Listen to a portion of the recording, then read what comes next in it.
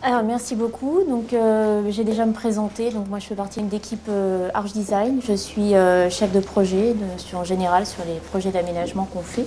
Donc, nous, on fait du design and build. Donc, on suit le projet de bout en bout. On essaye de faire un petit peu d'accompagnement du changement, mais c'est quand même la spécialité de plein sens. Et nos amis vont nous dire comment ils voient les choses. Je vais laisser la parole tout de suite à Pascal. Je vais commencer notre propos par, j'espère que j'aurai le temps, deux exemples, deux vignettes qui sont choisies délibérément assez loin du tertiaire habituel, assez loin de ce que vous connaissez, je crois, mais qui, j'espère, fonctionnent comme des vers grossissants dont, j'espère, vous me suivrez pour penser que peut-être les enseignements de ces deux exemples ont valeur générale. Bienvenue à la DRPJ de Paris. Le DRPJ de Paris, c'est le 36 quai des Orfèvres. Ou c'est ce qui était avant le 36 quai des Orfèvres. Le Saint des Saints. L'élite de la police. Les meilleures brigades de France. La meilleure brigade des stupes, la meilleure brigade des mœurs, la meilleure brigade de la BRI, vous savez, les négociations, prises d'otages, etc. Et le sommet du sommet, la crime. Les brigades du Tigre, commissaire Maigret, tous les mythes de la police en France, en fait, c'est le 36 quai des Orfèvres. C'est le Saint des Saints. Quand on rentre dans la porte, policier, moi je rentre au 36 quai des Orfèvres, c'est la consécration d'une carrière. C'est la reconnaissance ultime. Ce sont les meilleurs qui traitent les affaires les plus compliquées, les plus délicates, les plus exposées, les plus politiques, les plus dures. Les plus dures. Vous êtes déjà rentré au 36 quai des Orfèvres, du temps où c'était du 36 quai des Orfèvres? Non. Alors, dressez-nous. Pascal, Maud, Nils. Et bien je vais vous amener, parce que moi j'ai fait un tour du 36 quai des Orfèvres à l'intérieur avec des policiers qui m'ont emmené, qui m'ont raconté. 36 quai des Orfèvres. Vous voyez bien? C'est classe, hein? Ouais. Alors maintenant d'ailleurs, ils sont plus au 36 quai des Orfèvres parce qu'ils ont déménagé, c'est toute l'histoire. Mais ils ont gardé le 36.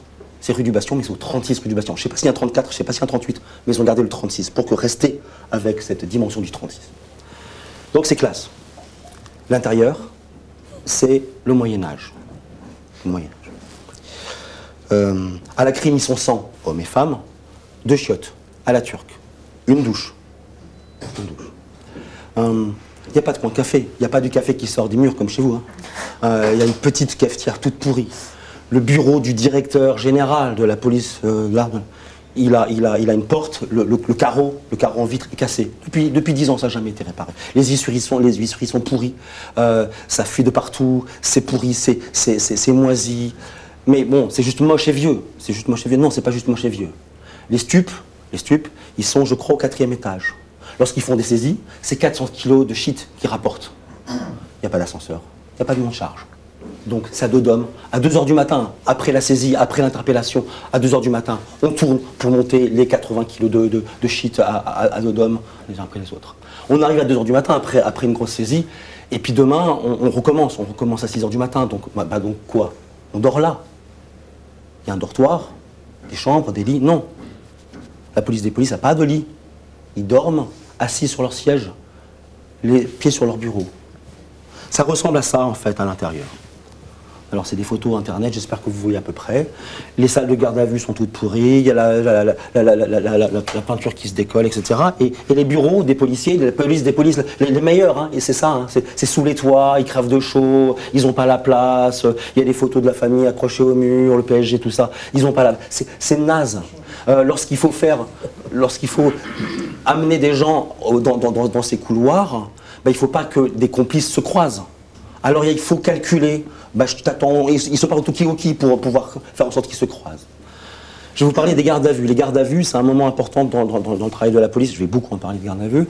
Eh ben, il y en a un petit peu à la crime, il y en a un petit peu au stup, il y en a un petit peu aux mœurs, il y en a un petit peu à la BRI. Et c'est dans des étages différents, il n'y a pas d'ascenseur, et c'est sombre, ils perdent un temps fou. Et donc à chaque fois qu'on fait des gardes à vue, on est gardé à vue. Donc il y a un policier en poste qui là a regardé 3-4 malheureuses cellules, toutes pourries, pas aux normes. C'est indigne. C'est indigne. On déménage pour aller rue du Bastion à Clichy.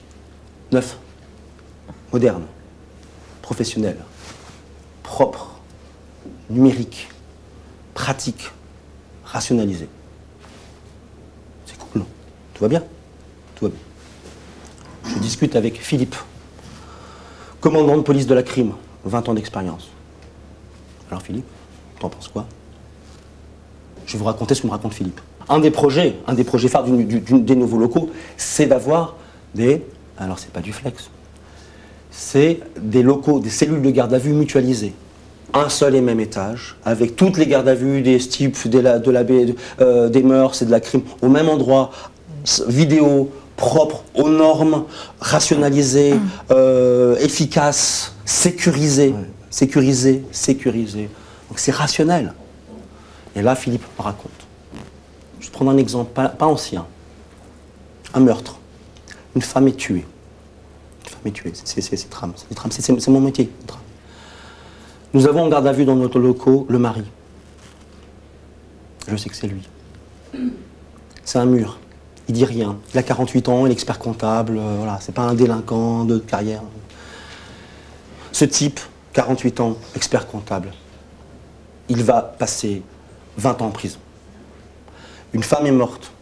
La malheureuse, c'est fini. Mon métier maintenant, ce n'est plus de le faire parler. J'ai pas besoin de le faire parler pour avoir des preuves. Mais ce que je sais, c'est qu'il est en effondrement mental. Il est en train de s'effondrer, ce monsieur. Il va se détruire s'il ne me parle pas. Ça, c'est mon expérience qui dit ça. S'il ne me parle pas, il va se détruire. Donc j'ai 48 heures pour qu'il parle. Comment je fais, Pascal? Il ne parle pas. C'est un mur. Il est dans le déni. Il est en train de s'effondrer. Je connais ce mécanisme. Alors on va le mettre d'abord en salle de garde à vue. T'as vu, hein, c'est une garde à vue toute pourrie. Près de chez nous. Près de chez nous. Il va savoir que c'est près de chez nous. Puis l'après-midi, je vais l'envoyer aux mœurs. Pendant toute l'après-midi, il va être dans le boucan, ça va être insupportable pour lui. Et la nuit, c'est pas sympa ce que je vais faire, Pascal. Je vais l'envoyer au stup. Donc à chaque fois, on l'extrait d'une cellule de garde à vue toute pourrie, on monte plusieurs étages, c'est très très compliqué, mais je vais le mettre au stup. Parce qu'au stup, il y a les dealers et les drogués, et pendant la nuit, ils sont en manque, et donc ils hurlent. Et donc mon gars là, de 48 ans, il va pas dormir. C'est exprès. Le lendemain, on le sort encore une fois, tout ça, à chaque fois, c'est de la logistique, c'est des policiers, et on le ramène près de mon bureau, dans nos cellules de garde à vue de la crime. Et je vais sortir de mon bureau, moi le commandant de police, et je vais passer régulièrement devant. Je vais lui dire bonjour. Et je vais rentrer une fois dans sa cellule. Je vais m'asseoir sur la banquette toute pourrie où il y a des rats, ouais, ça pue. Hein, Je vais m'asseoir et je vais commencer à lui parler. Il dit rien. Et je repars. Je reviens, je me présente, je l'appelle par son prénom. Et je repars. Je reviens, je rentre dans la cellule. Je m'assois, je lui parle, je l'appelle par son prénom. Je repars et là il m'arrête. Monsieur, il faut que je vous parle. Je me rassois et il parle. C'est ça, Pascal, une garde à vue. Et donc là, Philippe, il me dit, tu comprends, le grand étage de salle de garde à vue, mutualisée, rationalisée, moi, ça ne me permet pas de faire mon travail. Interruption. Maintenant, c'est Pascal qui parle à vous. Je ne suis pas en train de dire que puisqu'un Philippe, policier de 20 ans d'expérience, dit qu'il ne faut pas toucher à ma façon de faire, je ne suis pas en train de dire qu'il ne faut rien toucher. Je suis en train de vous dire qu'on change l'espace de ce geste-là, on change non pas les conditions matérielles de confort, de sécurité, oui, ça aussi, mais ce qu'il est en train de nous dire, c'est qu'on est en train de changer l'art de son métier, l'art du geste clé identitaire de son métier. Ça ne veut pas dire qu'on ne peut rien changer, mais ça veut dire qu'il faut être conscient de ce que l'on fait lorsqu'on change ça. Demain sera plus neuf, plus nouveau, plus tout ce que... Qu'est-ce qu'ils disent les policiers? Parce qu'on n'en veut pas, on n'en veut pas de la moquette. On n'en veut pas des trucs modernes, etc. C'est pas de ça dont nous avons. Nous avons besoin du signal qu'on nous aide pour faire notre travail, qui est d'arrêter les méchants et de les remettre à la justice.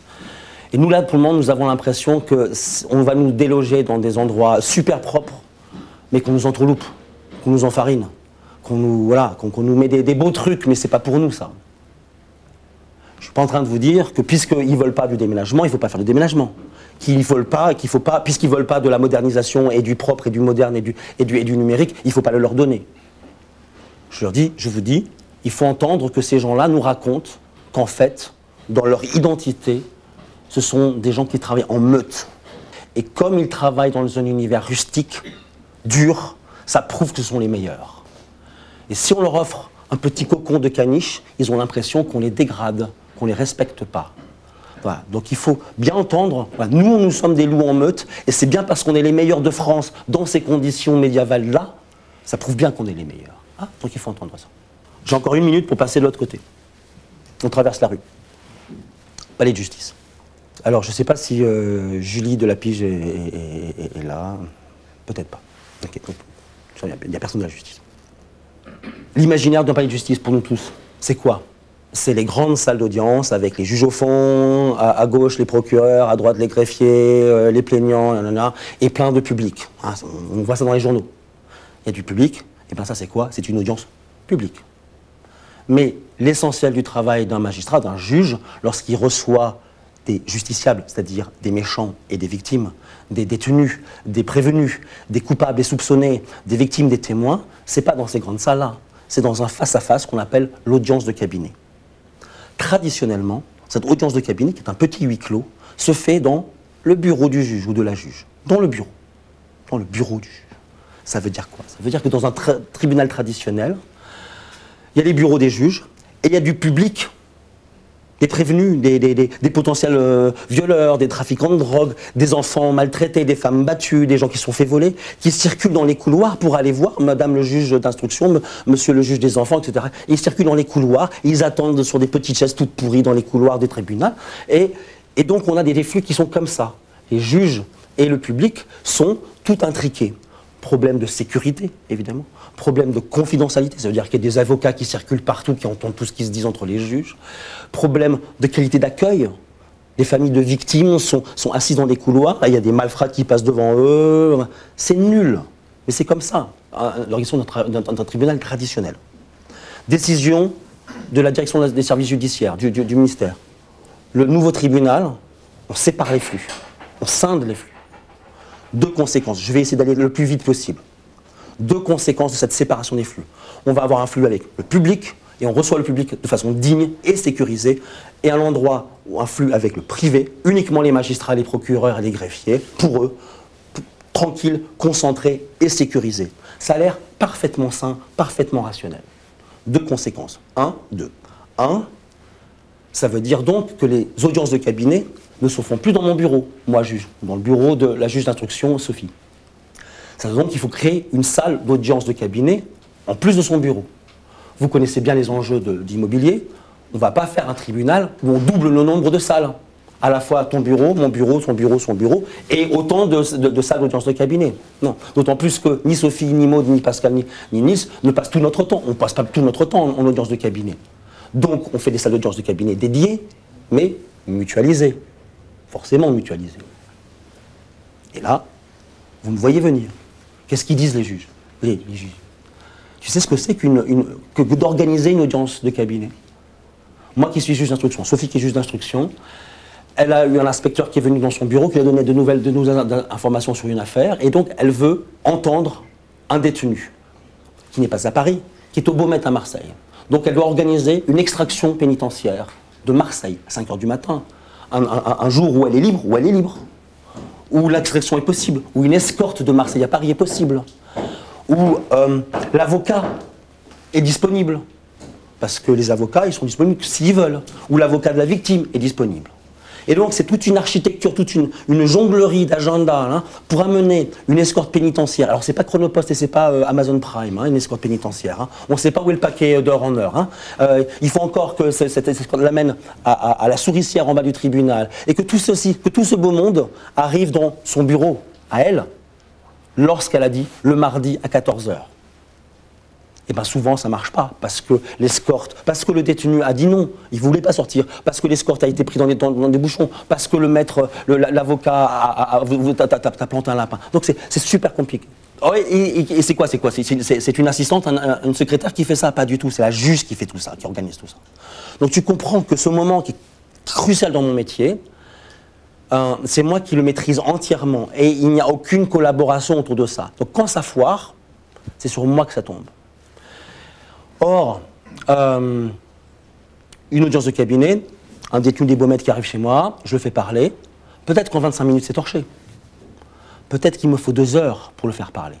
Peut-être que j'avais prévu 1 heure et qu'au bout de 58 minutes, il se tait, et au bout de la deux dernières minutes, il finit par parler. T'imagines bien que je ne vais pas dire « Bon, ben, la salle est réservée dans 2 minutes, on dégage, on ferme ». C'est pas possible, ça. Je dois maîtriser cette audience de cabinet. Ça doit être mon objet. Je ne dis pas qu'il ne faut rien changer.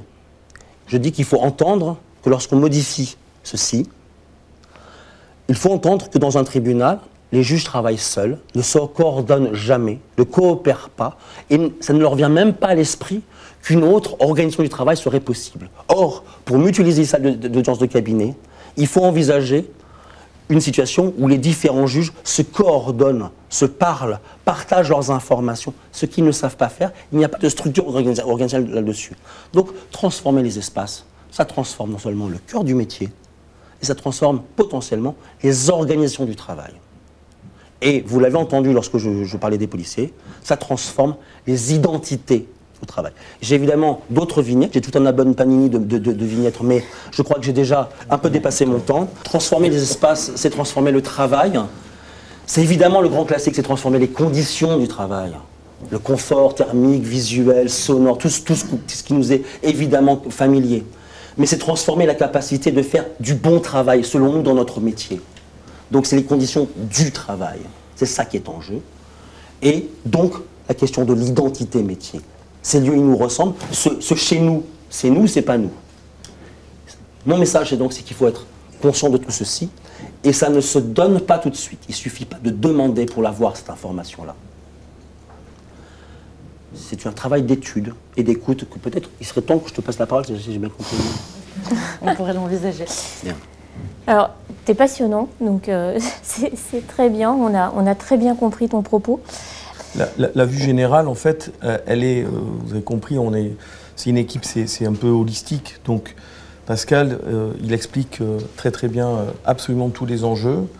Maud, elle va expliquer comment on travaille ça. Et moi, je vais vous dire, dès lors, comment on pilote un projet. Vous voyez. Parce que les enjeux derrière tout ça, c'est que vos équipements soient livrés à l'heure, qu'ils soient immédiatement ou le plus rapidement possible activables. Voilà. Et qu'il n'y ait pas d'embûches sur le chemin, ou en tout cas que vous les ayez anticipés. Je sais que vous êtes familier avec la notion de chemin critique, donc il y a des jalons sur le chemin critique qui, du fait de ce qu'a expliqué Pascal, vont apparaître et qu'il faut anticiper. Alors, donc moi, je vais vous parler de la manière dont on peut conduire les projets de conception et de transformation des espaces, que ce soit dans le cadre de déménagement, de réaménagement, voire d'ajustement dans certains cas. Je parle d'animer le travail de conception. C'est quelque chose, derrière le terme animer, qui au sens étymologique veut dire donner vie, c'est vraiment l'idée de se dire, contrairement à ce qu'on peut avoir tendance à faire quand on a une approche assez technique par les plans et par, j'ai envie de dire, des cahiers de décharges sur les différentes dimensions d'un projet d'aménagement, où l'idée c'est d'avoir une vue figée sur un plan à un moment donné du projet. Et en fait, on va conduire un travail en amont, généralement avec les utilisateurs, que j'appelle volontairement utilisateurs, qu'on appelle souvent utilisateurs, mais qu'en fait, souvent, on a plutôt tendance à considérer d'ailleurs comme des clients, c'est-à-dire des gens à qui on va demander ce qu'ils veulent, et on va essayer de construire quelque chose qui leur convient. Et en fait, ce qu'on propose, c'est de travailler un peu différemment et de vraiment animer ce travail de conception pour en faire quelque chose qui vraiment articule, et j'aime bien utiliser l'image de l'ADN, qui articule deux brins, comme les 2 brins d'ADN, à la fois un brin technique et un brin, on va dire, lié aux utilisateurs, aux usages, à la dimension vraiment humaine du projet. À partir de ces 2 brins-là, qui par moments vont travailler de manière parallèle et vont se rejoindre à certains moments du projet, vont permettre petit à petit d'avancer ensemble, en fait, et d'éviter ce qu'on voit parfois dans des projets, c'est-à-dire qu'il y a un cahier des charges amont, il y a une proposition technique qui est faite, qui va évoluer en fonction de contraintes techniques, mais qui ne va pas forcément être discutée au fil du projet avec les utilisateurs, alors que très souvent, je crois savoir qu'il y a pas mal d'architectes ou de personnes qui travaillent sur les dimensions techniques du projet Et vous savez bien mieux que moi que ça ne se passe jamais comme on a exactement prévu, surtout quand on est dans des bâtiments existants avec des contraintes liées à la hauteur ou à d'autres types de contraintes techniques. Et que ça nous semble extrêmement important, en fait, non pas de considérer justement les utilisateurs des lieux comme des clients en leur demandant leurs besoins, et comme l'expliquait Pascal avant, en plus c'est souvent très compliqué de dire en fait ce dont on a besoin, parce que son travail, on le fait sans forcément être très conscient de ses usages, sans forcément être très conscient de ce qui s'y joue, et c'est finalement quand on propose des temps de réflexion vraiment en termes d'analyse du travail et d'activité, c'est-à-dire que notre entrée, elle est vraiment sur ces questions-là, c'est-à-dire qu'on est formé, on a des grilles d'analyse autour de la question du travail, de ce qui se joue dans l'activité, et c'est d'aller identifier ces mécanismes-là dans l'activité des utilisateurs, quels qu'ils soient. D'ailleurs, j'en profite juste pour glisser que souvent dans les projets, on voit utilisateurs, on voit les personnes qui travaillent au poste de travail, mais il y a aussi les personnes qui entretiennent les locaux, il y a les personnes qui maintiennent les locaux, il y a les personnes qui vont venir installer les équipements. Enfin, il y a aussi d'autres utilisateurs qui sont extrêmement importants à mobiliser aussi dans les réflexions. Bref, j'en reviens à la question des usages et du travail et de ce qui se joue dans le travail. Donc, en amont du projet, ça va vraiment être d'aller identifier ça avec eux et de travailler à partir de ça. Donc, on est très loin de l'approche où on demande ce que les gens veulent, avec la crainte souvent qu'ont légitimement les commanditaires quand on a ce type de projet. C'est-à-dire si on demande aux gens ce qu'ils veulent, ça peut partir dans tous les sens. Là, nous, on va les interroger ou travailler même avec eux plutôt que les interroger sur leur activité, leur travail et ce qui fait nœud, un peu comme l'expliquait Pascal au travers de ces exemples, dans leur activité pour rendre ça possible et vraiment structurer la conception à partir de ça. Et après, il y a d'autres moments où ça se recroise, c'est-à-dire que ça ne s'arrête pas au moment du cahier des charges, mais du côté technique, ça va continuer à avancer avec des contraintes qui vont apparaître, des choses qu'on avait peut-être imaginées au départ qui ne vont pas être possibles. Et donc, on va revenir vers les utilisateurs avec ces contraintes-là. Et très souvent, moi, j'ai vu des projets, et je pense notamment à un projet sur lequel j'ai travaillé pour une école d'ingénieurs, une grosse école qui faisait son bâtiment totem, donc un bâtiment en réhabilitation, ce qui est de plus en plus souvent le cas, avec beaucoup de contraintes techniques, beaucoup de catégories d'utilisateurs internes, externes, et des usages complètement nouveaux, parce qu'ils voulaient un bâtiment emblématique, en proposant vraiment des aménagements et des usages complètement nouveaux. Et se sont posées au fur et à mesure du projet beaucoup de questions techniques qui étaient très compliquées en fait à résoudre de ce point de vue-là. Et en fait, en travaillant tout au long du projet, c'est-à-dire après les phases d'APD, après les phases vraiment où on en est presque au début de la réalisation et des travaux, finalement, l'équipe technique a posé les problèmes aux utilisateurs et les utilisateurs ont trouvé aussi des solutions en disant « Ah non, mais ça, en fait, finalement, nous, on peut peut-être le faire autrement. » Et là où l'équipe technique prenait comme vraiment indispensable, incontournable, des choses qui avaient été discutées en amont, les utilisateurs disaient non, mais là-dessus, on peut s'ajuster. Enfin bref, tout ça pour vous dire que ces temps-là sont importants jusqu'à après la livraison aussi, parce que souvent, on a tendance à stopper les projets au moment de la livraison, alors qu'il y a encore énormément de choses qui se jouent et que l'appropriation continue après la livraison et qu'il y a souvent des ajustements en termes d'usage, parce que je vais parler juste après de la façon dont on peut justement se projeter dans les usages futurs, mais on le voit très souvent dans les projets, entre les usages qui ont été projetés et les usages réels, une fois qu'on aménage dans les lieux, il y a toujours des écarts, des choses qui émergent et qu'on n'espérait pas et qui sont les bienvenues, puis d'autres choses qui se passent moins bien. Et donc c'est aussi se dire que post-livraison, il y a encore du travail. Et c'est vraiment l'idée de se dire les espaces, les environnements de travail sont vivants et de ne pas les concevoir comme quelque chose de figé à un moment donné et qu'on va réaliser pour être magnifique, mais plutôt comme des sujets aussi de collaboration sur lesquels on va travailler ensemble. Et donc ça fait le lien avec la question de l'appropriation qui est souvent en jeu, notamment quand on passe dans des environnements flex. puisqu'en général, une des conditions de mise en œuvre du flex, c'est que personne ne s'approprie, en tout cas à titre individuel, un espace de travail.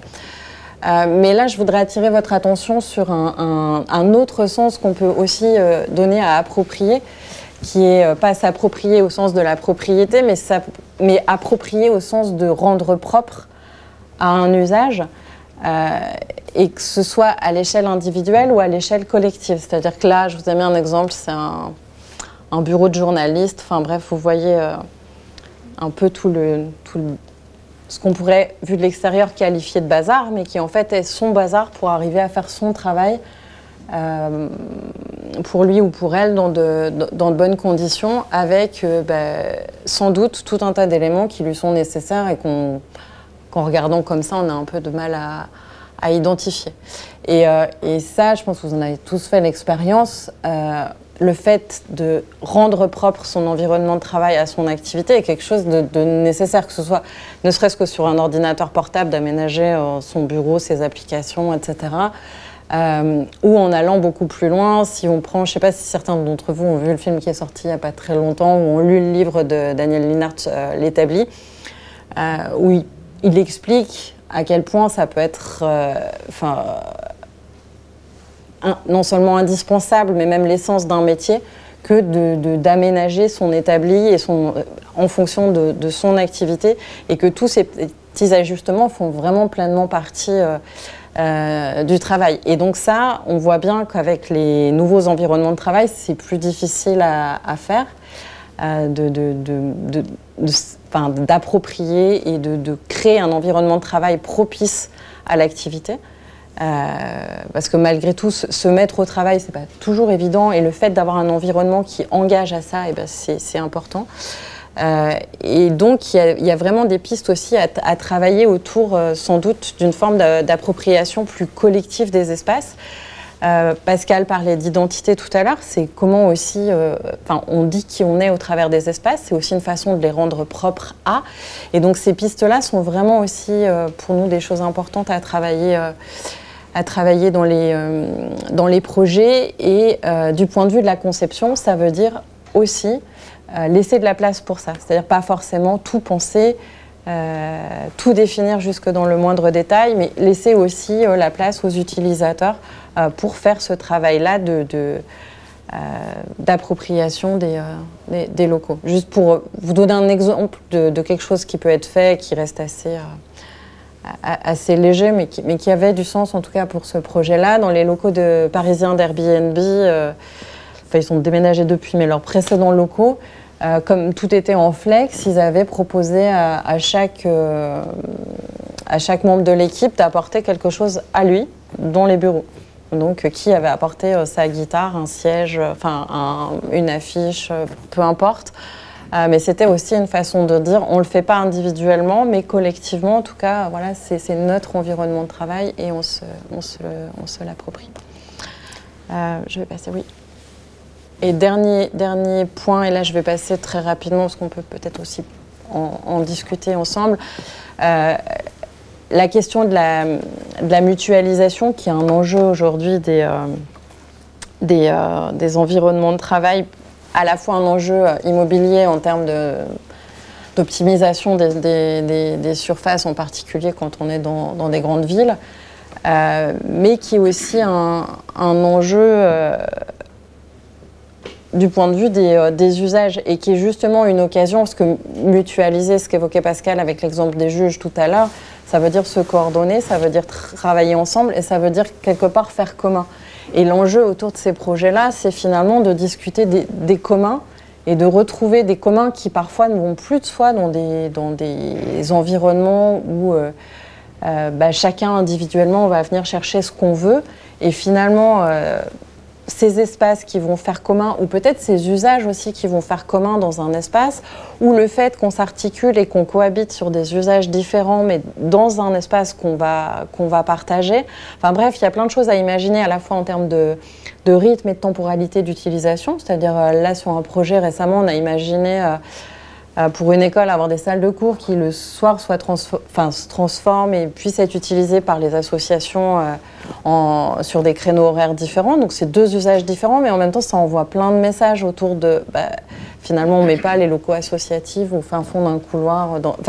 Bref, mais il y a eu discussion du coup entre des catégories d'utilisateurs différents pour voir comment ils allaient se partager ces espaces-là et finalement peut-être libérer des surfaces pour faire d'autres choses qui n'étaient pas possibles avant. Et donc c'est vraiment tous ces échanges-là autour des questions de mutualisation nous semble aussi être quelque chose de décisif à discuter dans les projets pour créer à partir des environnements de travail, un vrai motif de collaboration et d'amélioration non seulement des conditions de travail, mais des conditions du travail aussi. Merci Maud. On va peut-être voir comment on pilote ce genre de projet avec Nils. Piloter un projet, vous savez le faire, vous livrez des équipements, vous livrez des choses qui sont construites. Donc vous êtes des experts, je pense, en gestion de projet. Voilà. Mais c'est votre projet, c'est un projet d'équipement. En fait, il y a tout ce qu'ont développé Maud et Pascal. Ça veut dire que dans votre gestion de projet, il y a des nouvelles dimensions, outils qui nous semblent essentiels à prendre en compte pour sécuriser la bonne livraison et sécuriser, comment dirais-je, la montée en charge des locaux. Voilà. Sécuriser en termes de délai, en termes de... Alors quand je dis sécuriser, c'est le bon terme, parce que à la police, c'est très hiérarchique. Donc de toute façon, ils y sont allés, rue du Bastion. Okay. Les magistrats, c'est autre chose. C'est autre chose. Donc qu'est-ce qui se passe? On a des grèves. Ça a failli foirer, hein. Le projet dont je vous parle. On a des grèves potentielles. On a du dilatoire potentiel. Parce que ça dure 3 ans. Il faut bien construire le nouveau palais de justice. Vous voyez. Donc qu'est-ce qu'on va faire? Il faut occuper le terrain, il faut être capable de convaincre les parties prenantes qu'il y a 2 dimensions, les dimensions que j'évoquais. Il y a la partie le travail, donc effectivement, comment les gens qui travaillent vont s'y retrouver, vont porter les choses, et derrière vont peut-être être aussi en capacité d'être à l'attendu de productivité. Parce que derrière des locaux, il y a toujours un attendu de productivité. Que ce soit un coefficient de flex, que ça soit de gagner sur les temps de trajet, que ça soit d'avoir des choses hybrides, que ça soit de réduire des surfaces. Donc il y a la dimension du travail. Il y en a une autre qui est plus juridique, juridico-sociale, qui est liée au dialogue social. C'est les 2 choses qui sont les 2 dimensions qui sont importantes. Donc là, vous avez 3 ans. Voilà. Pendant 3 ans, il faut soit le voir comme un mal nécessaire, c'est-à-dire préparer les esprits, hein, on est obligé d'aller parler avec les organisations syndicales, soit c'est un temps de travail en fait, mais qui vient en plus de tout le reste, de toute l'organisation de projet, sortir des macrozones, faire les plans, construire tout. Donc la salle d'audience mutualisée, il y a des choses là je suis sur la dimension du travail, il faut les tester. Ça marche pas? À quelles conditions ça va marcher? Et derrière, si ça marche pas, il faut rétroagir, vous, d'accord, sur les plans. Non mais ça marche pas. Et ça a été dans un univers extrêmement politique, hein, avec la chancellerie, une juridiction locale, où on pouvait avoir en face de nous, je fais des négociations sociales, moi, beaucoup. Donc on a coutume de dire de ce côté-ci de la table, de l'autre côté de la table. Bon, de l'autre côté de la table, on avait la présidence de juridiction avec les organisations syndicales. Et de ce côté-ci de la table, on avait l'aménageur, la chancellerie. Donc vous voyez, alors que c'était un projet, c'était que du mieux. Surtout sur une profession où les équipements sont paupérisés, la justice, où il y a eu un gros effort d'investissement. Bon. Et donc, il faut travailler la dimension du travail. Donc ça, on le fait. Et donc, ça veut dire que dans la gestion de projet, eh bien, il faut intégrer des groupes de travail, de la co-construction pour tester des usages. Alors en mettant, il y a plein de choses, on ne l'a pas évoqué ici, mais des trucs très ludiques, hein, de la simulation organisationnelle, une sorte de serious game où on essaie de projeter les gens qui vont travailler dans les situations futures, de voir est-ce que ça colle, est-ce que ça colle pas. Bon. Donc ça, c'est la première chose. Donc ça veut dire que nous, l'approche qu'on a en termes de gouvernance de projet, c'est la co-construction. C'est-à-dire qu'on est capable d'organiser, avec les parties prenantes qui travaillent, je ne suis pas encore sur le social, une logique de compromis. La co-construction, c'est-à-dire qu'on est capable de renoncer, si ça ne marche pas, de rétroagir un peu. Donc ça s'organise dès le début et ça s'anime. Puis il y a l'autre aspect qui est le dialogue social. Parce que quand vous livrez des nouveaux locaux, notamment par les temps qui courent, où ça ne vous a pas échappé, la montée en puissance du travail à distance, du travail déplacé, du travail hybride, peu importe comment on l'appelle, donc ce qu'on va projeter dans les locaux,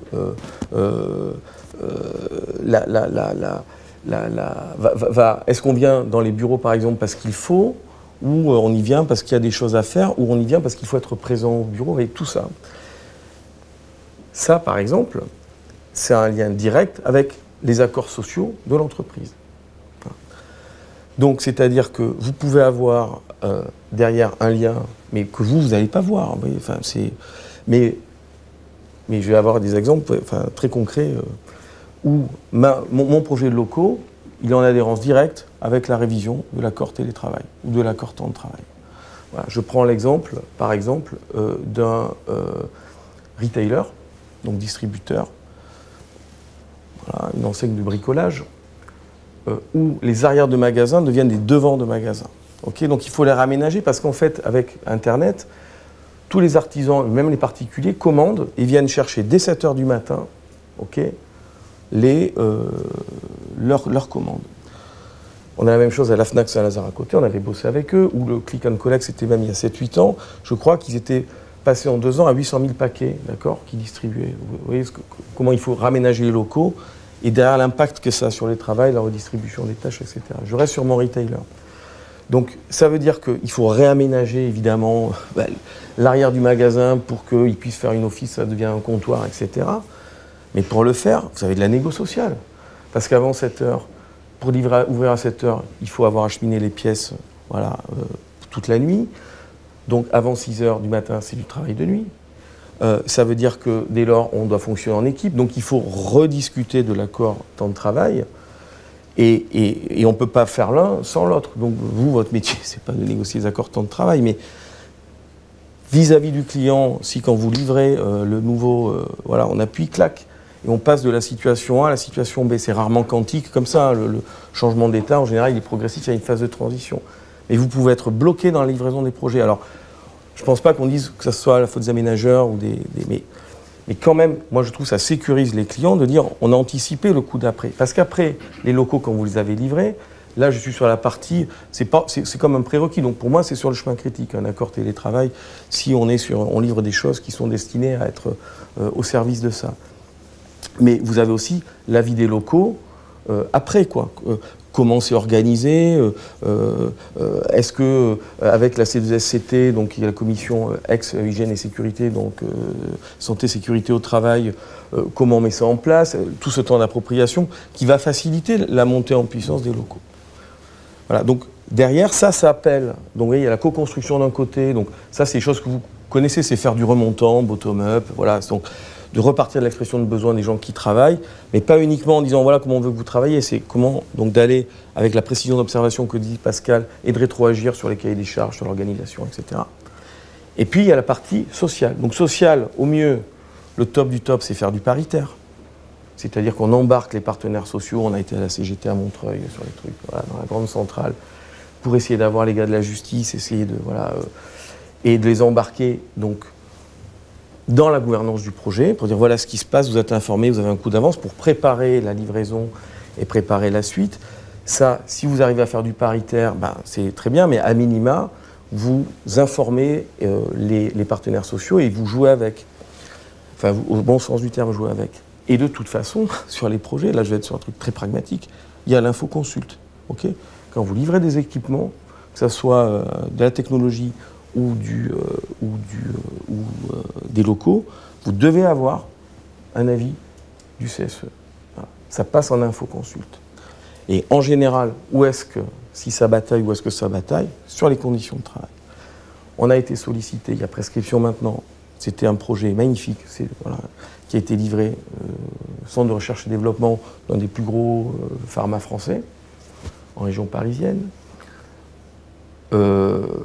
En flex, avec un coef de flex qui était, je crois, 0,6.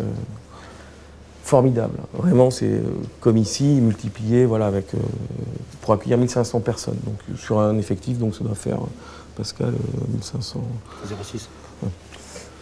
Je dépasse mon temps de parole. Je sais. Voilà. Donc à peu près, voilà, un peu plus de 3000 personnes en effectif. Et c'était avant le Covid, hein, ça.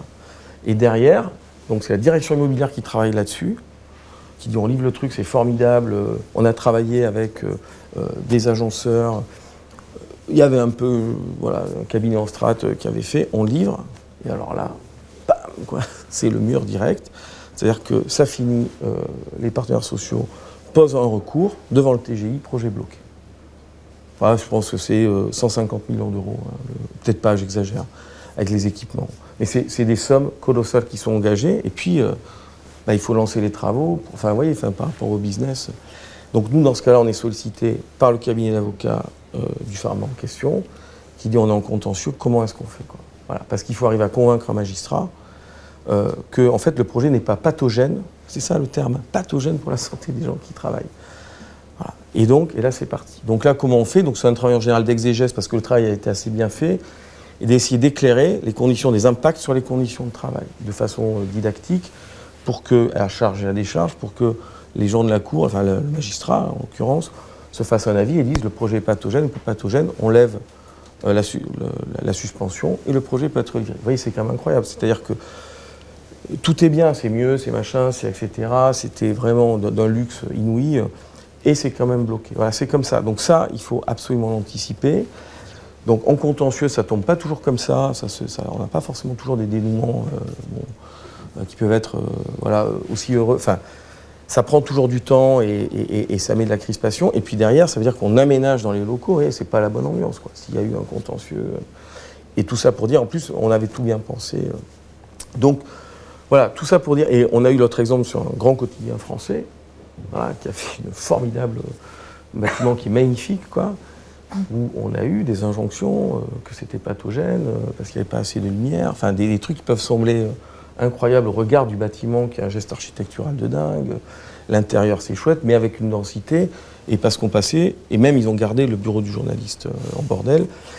Mais malgré tout, parce que c'est un point de passage aussi, le dialogue social et les organisations syndicales, c'est normal, où vont pouvoir aussi, on a besoin d'en passer par là, au-delà de la loi, pour exprimer les remontées du métier, ça ne va pas, et montrer vraiment qu'on recolle un peu aux conditions de travail. Donc ça, alors ça s'anticipe comment? Donc soit on a 3 ans pour livrer un projet, et donc on communique auprès des instances représentatives du personnel, voire on peut faire du off avec les organisations syndicales, mais enfin en tout cas on les embarque là-dedans, on partage les enjeux voilà, du projet, et après ça se passe mieux. Voilà, j'en ai terminé.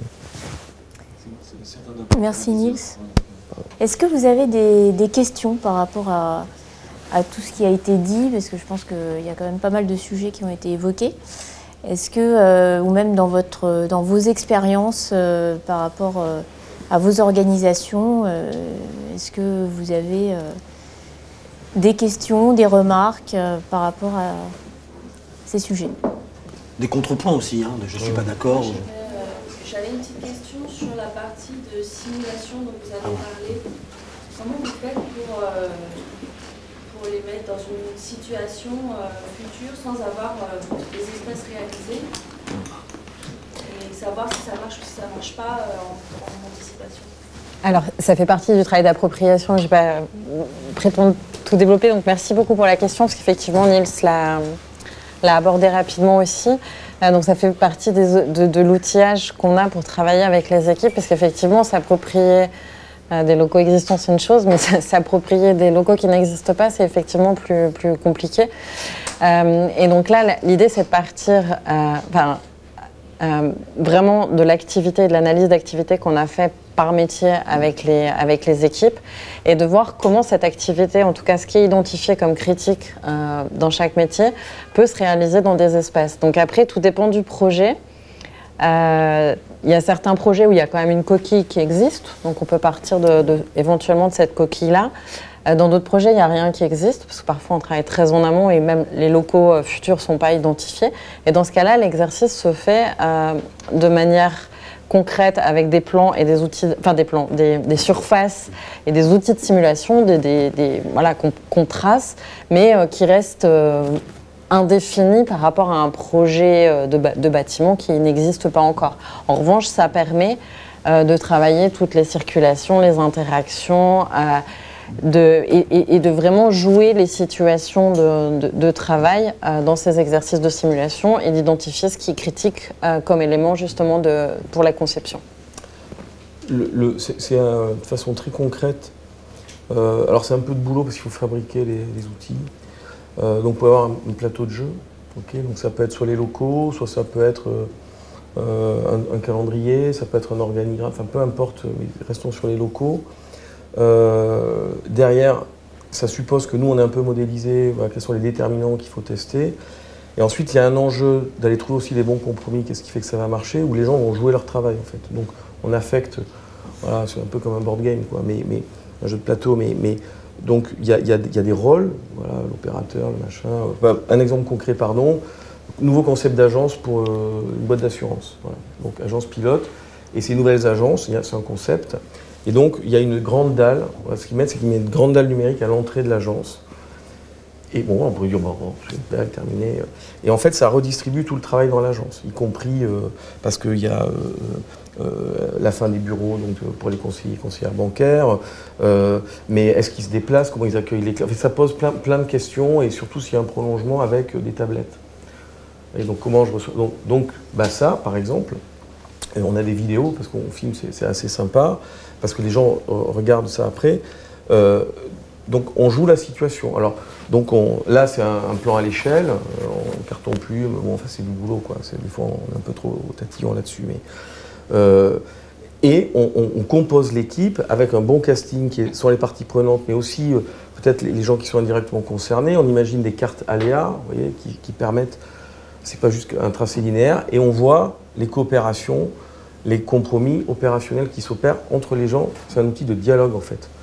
Ils dialoguent autour de situations, alors il faut arriver à les projeter là-dedans, et on en déduit voilà, des points d'attention, des réglages, etc.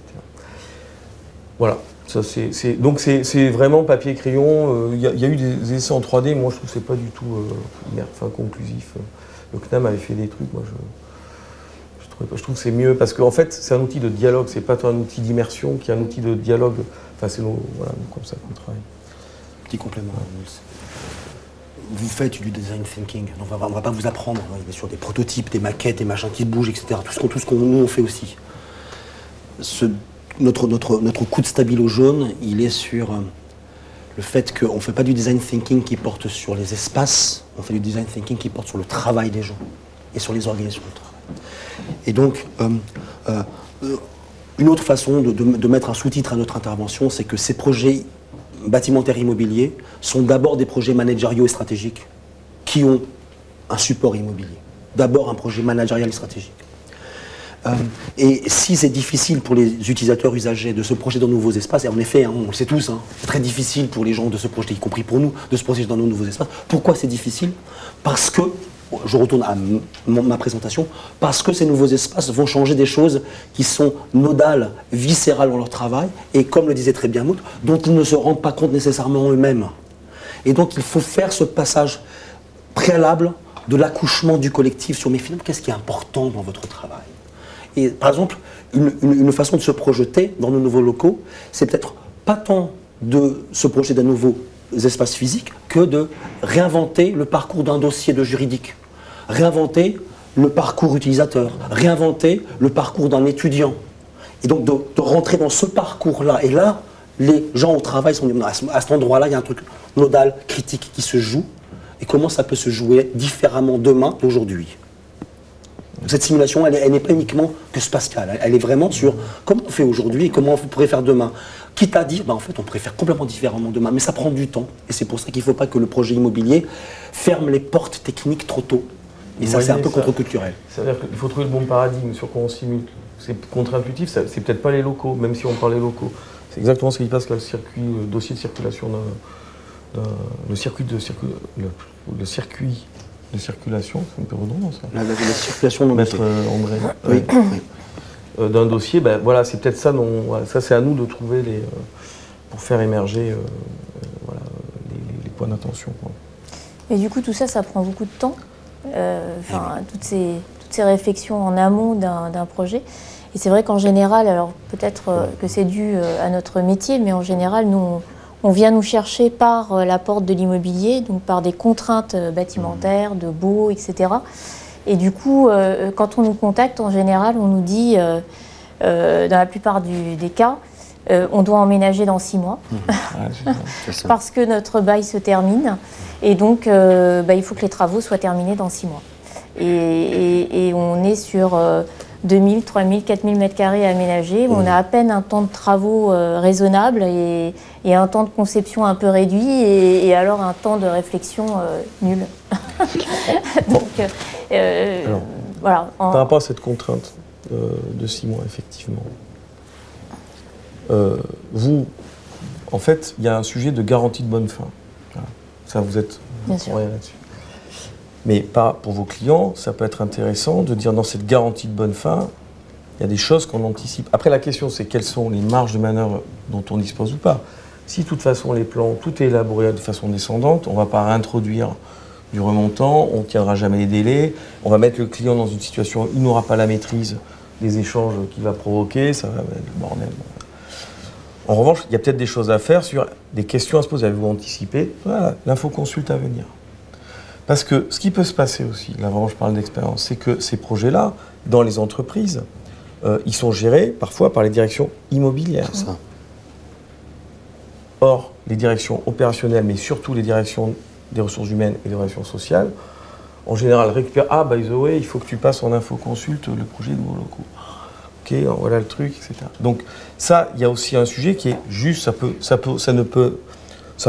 parfois se résumer à dire juste on embarque, okay, on a bien en tête qu'on a l'infoconsulte, qu'est-ce qu'on va mettre sur la table des partenaires sociaux? Est-ce qu'on fait une étude d'impact? Et se dire nous, agenceurs, on a pensé à ça et donc on s'est adressé, on sait ce qu'on a à dire sur les conditions de travail. Quand bien même, elles ne sont pas le résultat, enfin le projet n'est pas le résultat d'un travail participatif. Vous voyez, mais il y a toujours, je pense, des choses à faire. Là, évidemment, on avait 3 ans, le temps de fabriquer un palais de justice. Mais en général, c'est pas comme ça. Et notre propos n'est pas de dire que les clients avec lesquels nous travaillons ont, entre guillemets, sans prétention, ont la maturité de ce qu'on vient de dire. Nous, on dit ces projets spatiaux sont en fait des projets sur le travail, sur le management, sur l'organisation et sur la stratégie. C'est rarement comme ça que, y compris nos clients, y compris la chancellerie, y compris une grande université ou ceux qu'ont évoqué Nils et Maud, c'est rarement comme ça qu'ils le prennent. Donc nous aussi on est souvent dans des seringues comme ça, avec en fait c'est le calendrier bâtimentaire qui règle les choses. Et l'objectif c'est de fermer les portes, fermer les possibles, se mettre d'accord pour avoir un dossier pro le plus vite possible et avoir le permis de construire, parce qu'on a besoin du permis. Nous aussi on est malgré tout dans ces seringues-là, mais on a un message à partager avec vous. C'est si on arrive à faire en sorte que chez vos clients, chez nos clients, percole cette idée qu'en fait on est en train de travailler le travail, alors peut-être que l'endroit où ce projet est piloté pourrait passer progressivement de la direction de l'immobilier et du patrimoine à direction métier avec la direction de l'immobilier et du patrimoine. Direction RH et métier. Voilà. En fait, Saskia, nous concrètement, les jalons sur lesquels on peut se positionner, c'est préparer le macro-zoning et le micro-zoning et d'être en amont. Ça, c'est sur la partie travail. Et sinon, l'autre jalon, c'est l'infoconsulte. Pour résumer vraiment de façon...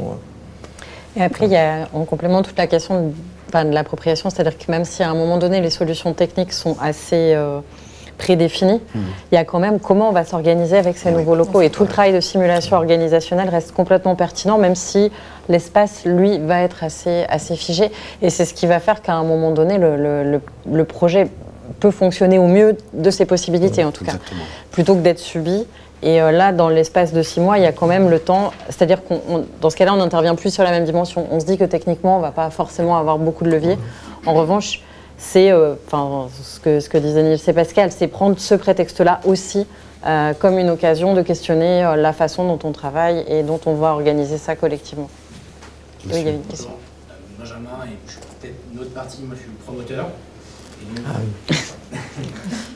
c'est la question de temporalité qui m'intéresse et d'appropriation des locaux.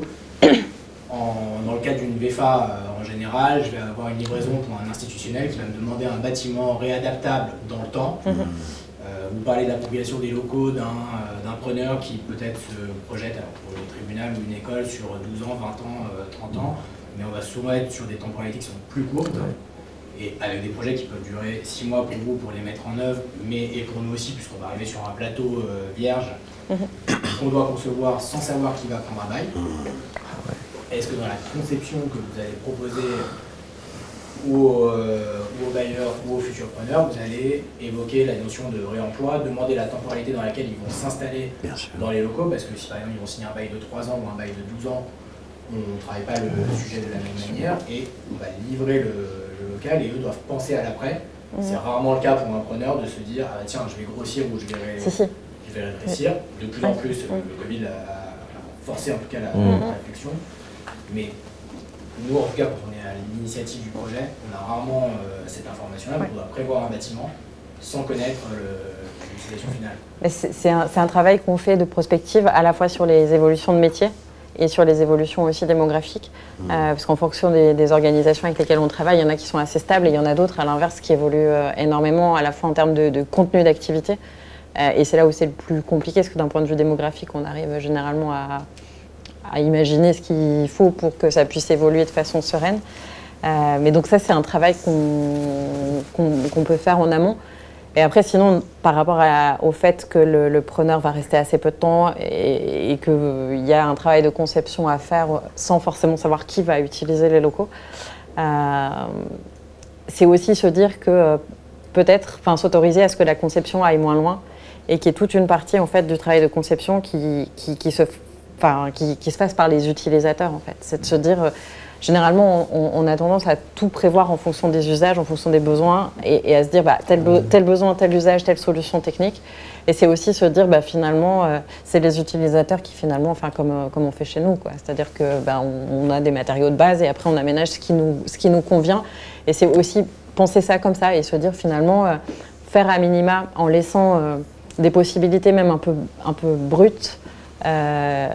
Et simple aux utilisateurs pour aménager leur environnement de travail, c'est vraiment une piste qui peut être intéressante parce que le retour qu'on a très souvent, moi ça m'est arrivé d'être appelée par exemple sur des projets pour faire de l'accompagnement au changement une fois que tout est défini et une fois qu'on va emménager et qu'on commence à sentir que les utilisateurs vont pas forcément trouver leur place dans les espaces.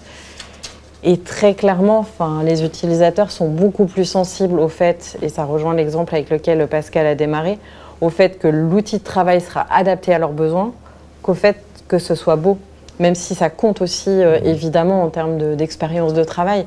Mais tout le monde va préférer avoir un outil de travail adapté, quitte à ce qu'il soit un peu moins beau, que quelque chose de beau mais qui lui convient pas pour travailler. Et la conception ne peut pas tout penser. Donc vraiment laisser aux utilisateurs s'il y a des choses qui peuvent vraiment être à leurs mains, ça peut être une solution intéressante. Est-ce que les labels, par exemple, vous contraignent dans la réalisation, demandent tout le temps maintenant d'avoir des certifications sur les immeubles? Parfois, quand on est en amont de la conception du bâtiment, c'est compliqué. Je ne savais pas ça qu'il y avait. Oui, mais ça, je sais ça. Et c'est souvent justement du in-use qui est plus facile oui. que du préconçu. Ah ouais, on a aussi des problématiques. Je veux citer encore mon policier préféré, Philippe, commandant de la crime. Il me disait ça. En fait, on a besoin d'un rocher sur lequel le corail des usages peut prendre.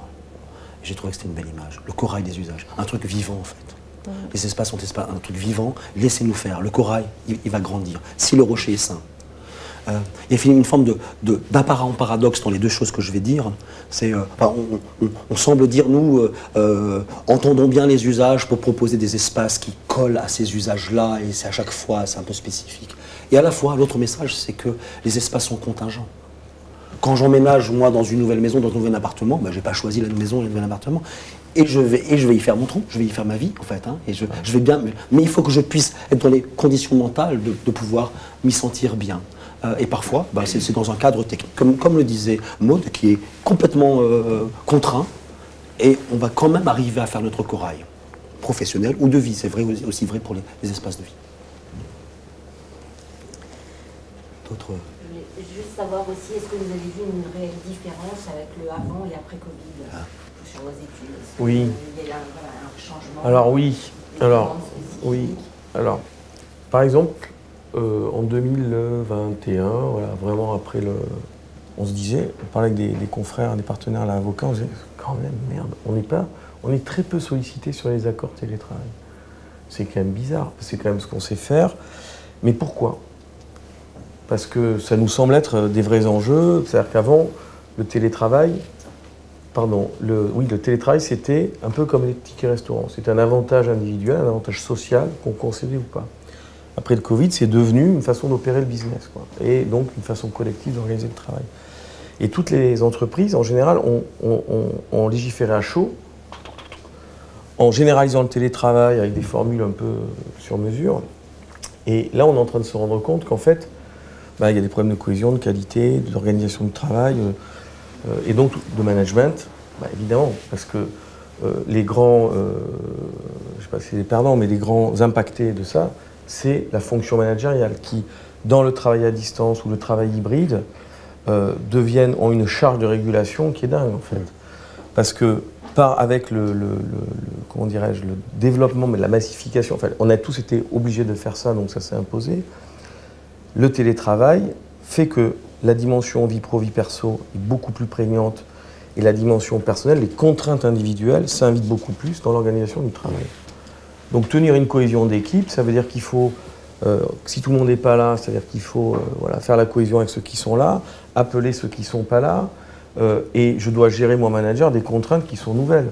Au-delà du fait que tout le monde est là ou pas là, et comment j'organise, j'ordonnance le travail, mais il y a aussi comment je prends en compte, Nice, ok, moi je ne peux pas travailler chez moi parce qu'en fait, il y a la nounou, machin, comment je fais, donc je voudrais ces horaires-là, et donc les managers se retrouvent à devoir gérer des choses individuelles qui sont assez compliquées. Et c'est un peu comme les profs, c'est-à-dire que le manager il se retrouve seul face à ce film, moi je trouvais formidable, Entre les murs là, de Laurent Canté, où on voyait bien le face-à-face entre un professeur et 30 étudiants, 30 élèves. Là on peut avoir des managers qui sont face à une difficulté, comment ils ressourcent l'environnement du manager. De plus en plus, il peut y avoir des collectifs de managers où la façon qui pourrait être une salle des profs, mais qui est vraiment coopérative et qui est de partager ces difficultés-là. Donc ce qu'on a vu qui a changé sur les locaux, c'est évidemment les jauges, les usages du travail, l'hybridation qui a vraiment bouleversé, y compris les réaménagements pour le coup des locaux, en termes de sonorisation, d'avoir des espaces où on peut travailler de façon hybride, ça a tout changé, quoi. Et un autre truc qui est de dire, mais pourquoi les gens viennent au bureau? Pourquoi ils viennent?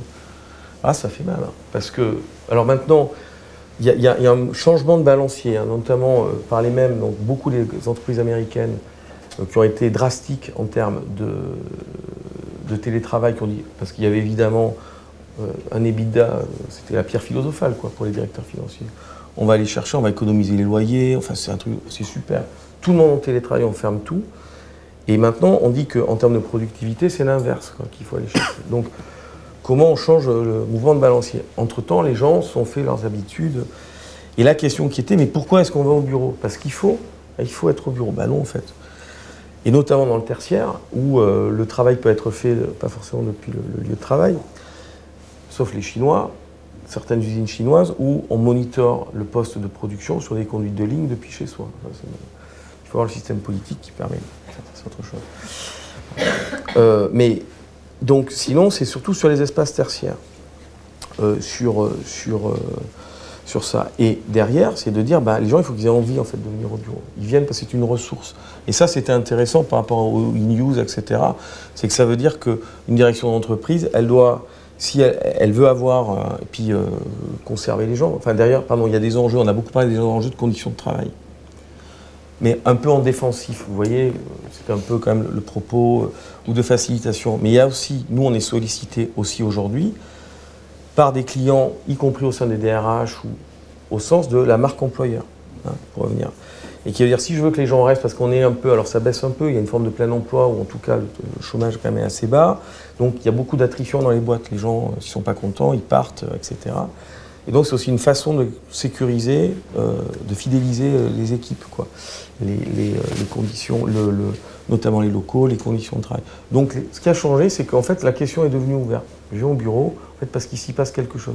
Pas parce qu'il y a une obligation, même s'il y a un mouvement de balancier un peu inverse qui est en train de se mettre en place. Et ça c'est vraiment post-Covid, on avait la discussion là, ensemble, si vous voulez, pour donner un exemple sur nous, avant, après, quoi. Quand même sur une profession qui s'exerce en conditions libérales, un peu comme vous, enfin, on est intervenant, on est itinérant, etc. Il y a beaucoup de... Vu que nos clients sont passés aussi sur un mode où ils font des choses à distance, on estime à peu près 10-15% de nos temps de coordination, de pilotage, qui se font à distance. L'impact, il est énorme sur notre mobilité, sur ce que ça dégage derrière. Ça veut dire qu'on ne fait plus 3 heures de RER dans la journée pour aller prendre 1 heure de brief à 50 ans en Yvelines. Mais vous voyez, on facture moins aux clients, c'est super. Après, on ne peut pas tout faire comme ça. Mais ça a ouvert aussi, ça on l'a observé. Voilà. Un tout petit complément. Une. Bah ouais. La question de Nice. Le télétravail a rendu obligatoire de rendre explicite quelque chose qui était avant implicite. Pourquoi on vient au bureau? C'était une évidence avant. Et maintenant, on est obligé de se poser la question. Laboratoire de physique théorique, Université de Lorraine. Le directeur d'unité me dit ceci. Bah, tu sais, même dans la recherche, les chercheurs, maintenant, ils restent chez eux. Du coup, notre laboratoire, il est vide. Or la recherche, Pascal, l'essentiel de notre créativité collective de laboratoire, de physico-chimie, vient de nos discussions, mais pas nos discussions dans les moments Teams, pas dans les Zooms. C'est là où on s'est croisés, on n'a pas prévu de se croire. Ah, Nils, tu m'as parlé de cet article-là. Tout l'informel, l'aparté, le fortuit. Ce directeur allait jusqu'à dire, en fait, toute la créativité scientifique, la fécondité scientifique de nos équipes vient de ces moments où on n'avait pas prévu de se voir et on se voit quand même. Ouais. Toujours, voilà. Ouais. Mais ce n'est pas simplement plus agréable et plus convivial et plus sympa. Il me dit, si on continue comme ça, l'activité du laboratoire va mourir. Parce qu'en ce moment, on est en train de produire sur l'inertie des idées qu'on avait jusqu'à présent. Et ce jus, on ne le régénère pas. Donc il est vital, c'est pas plus sympa, il est vital pour l'activité scientifique de mon laboratoire que les gens reviennent et se recroisent. Moi, ce que j'ai retenu en tout cas, c'est que le lieu de travail, c'est un outil managérial, il doit évoluer avec justement cette organisation qui n'est pas figée dans le temps, qui évolue, elle aussi. Et donc, on doit à chaque fois le remettre en question pour suivre et pour qu'il n'y ait pas de décalage entre cet outil et l'organisation. J'espère que vous avez apprécié. J'espère que, eh bien, on aura peut-être certaines occasions de travailler ensemble. Et je vous remercie pour votre participation. Merci Sophie. Merci à vous. Et merci pour l'invitation et votre Merci pour l'accueil. C'est super. Merci.